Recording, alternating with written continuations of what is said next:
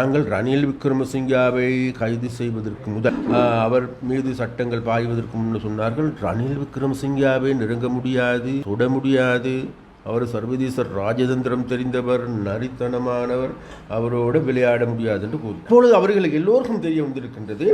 அவ்வாறு கூறிய அவரே கைது செய்யப்பட்டிருக்கின்ற பொழுது இன்றைக்கு ராஜபக்சாக்கள் ஆட்டம் கொண்டிருக்கின்றார்கள். நிச்சயமாக நாங்கள் சொல்லுகின்றோம், எதிர்வரும் நாட்களில் இடம்பெறுகின்ற என்கிட்ட இது தொடர்கதையில் இந்த நாட்டுக்கு மோசடி செய்த அது ராஜபக்சாவா ரணிலா யார் என்ற கடை கிடையாது. மோசடி செய்த சொத்துக்களை சூறையாடிய அனைவரும் படிப்படியாக சிறைக்கு செல்வது தவிர்க்க முடியாது. முக்கியமாக இன்னும் ஒரு சில வாரங்களில் வடக்கிலும் அவ்வாறான ஒரு சில அரசியல்வாதிகளுடைய வாழ்க்கையில் வசந்தம் பிறக்கும் என்று நாங்கள் நினைக்கின்றோம். அது தொடர்ந்து கொண்டிருக்கின்றது. மறைக்கப்பட்ட குற்றச்சாட்டுகள் எல்லாமே வேகமாக மக்கள் இன்றைக்கு அல்லது அதற்குரிய அதிகாரிகள் எல்லோருமே முன் வந்து எங்களிடம் வழங்கி கொண்டிருக்கிறார்கள். அவை அனைத்தும் இன்றைக்கு எங்களுடைய சட்டத்துறை ஆய்ந்து கொண்டிருக்கின்றது.